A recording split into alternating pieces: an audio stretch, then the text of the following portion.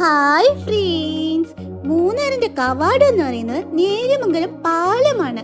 തേയിലത്തോട്ടങ്ങൾക്കിടയിൽ മൂന്നാറിന്റെ ഭംഗി ആസ്വദിച്ച് അങ്ങനെ പോവുകയാണ്.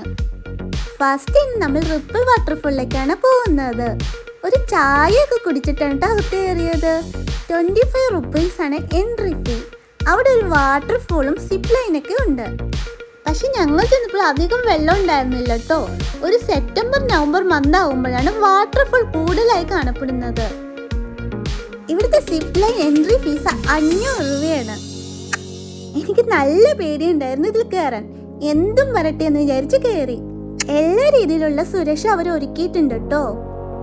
ആകാശ കാഴ്ചകളൊക്കെ നല്ല രീതിയിൽ കാണാൻ പറ്റി. തിരിച്ച് ഇങ്ങോട്ട് വന്നപ്പോൾ സിപ്പ് ലൈൻ ഒന്ന് നിന്നുപോയി. ഞാൻ കുറച്ചു നേരം പേടിച്ചു പോയി.